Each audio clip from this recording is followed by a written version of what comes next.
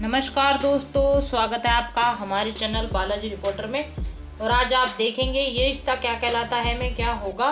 Episode की शुरुआत रोहित और रूही से होती है, जो अबीरा को जाते समय अपने आंसू को पोंछते हुए देखते हैं। रूही कहती है कि अबीरा आज परेशान लग रही है। तभी रोहित रूही को सलाह देता है कि वह बच्चे को या खुद को तनाव न दे, और कहता है कि करवा चौथ के मुद्दे पर अबीरा और अरमान के बीच बहस हो सकती है। तभी रूही सहमत हो जाती है और कहती है अरमान कभी भी अबीरा से नाराज नहीं हो सकता, वह उस पर आंख मूंद कर भरोसा करता है, और जोर देकर कहती है कि मुद्दा कुछ और ही है, और पूछती है कि क्या रोहित अरमान के बारे में चिंतित है।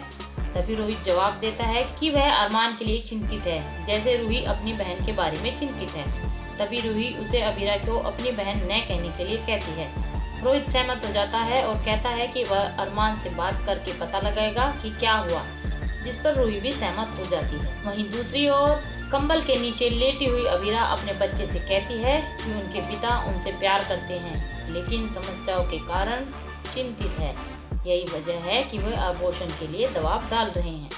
अरमान अबीरा से मिलता है और वह उसे अपने बच्चे को छूने के लिए कहती है, और कहती है कि उनका बच्चा इस दुनिया में आकर लड़ने के लिए तैयार है और उन्हें ऐसा करने में उसकी मदद करनी चाहिए। हालांकि अरमान कहता है कि वह यह जोखिम नहीं उठा सकता। तभी क्रिश आता है और उन्हें कंबल रोमांस के बारे में चिढ़ाता है। अबीरा और अरमान कंबल के नीचे से बाहर आते हैं। क्रिश और चारू उन्हें कपड़े दिखाते हैं और चारू अबीरा से सगाई के लिए केक बनाने के लिए कहती। अबीरा हिचकिचाती है, लेकिन अरमान वादा करता है कि वह केक जरूर बनाएगी, और अबीरा अनिच्छा से सहमत हो जाती है। उधर रोहित अरमान से पूछता है कि क्या सब कुछ ठीक है। अरमान उसे भरोसा दिलाता है कि सब ठीक है।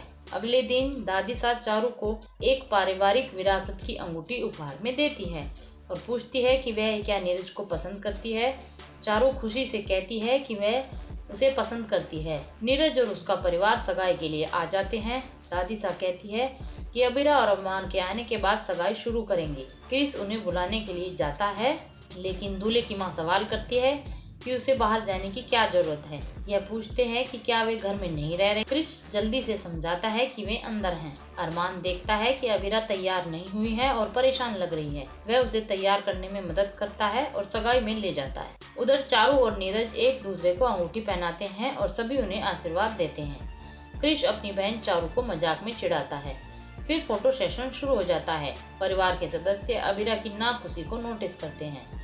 फोटो सेशन के दौरान अबीरा अरमान का हाथ अपने पेट पर रखती है।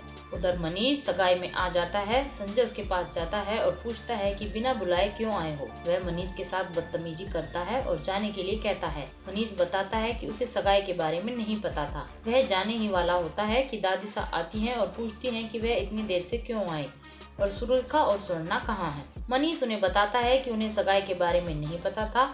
दादी सा उनसे माफी मांगती है और कहती है कि उनका परिवार रिश्तों का सम्मान करना भूल गया है। मनीष वहाँ रहने से मना कर देता है जहाँ उसका सम्मान न हो, और वहाँ से चला जाता है। तभी दादी सा विद्या, काजल और संजय को उनके व्यवहार के लिए डांटती है। उधर दूल्हे की माँ ने सुझाव दिया कि जोड़े के लिए केक काटने का समय आ गया है। चारू कहती है कि अबीरा ने इस अवसर के लिए केक बनाया है, लेकिन अबीरा स्वीकार करती है कि उसने केक नहीं बनाया है और माफी मांगती है। संजय परेशान हो जाता है और अबीरा पर भड़क जाता है। तभी अरमान अबीरा का समर्थन करता है। फिर नीरज कहता है कि सब कुछ ठीक है, एक दोस्त है, वो उसकी दुकान से केक मंगवा देगा, और वो केक काटने के लिए आगे बढ़ते हैं। इस बीच अरमान को पता चलता है कि अबीरा वहाँ से गायब है और वो अबीरा को खोजता है।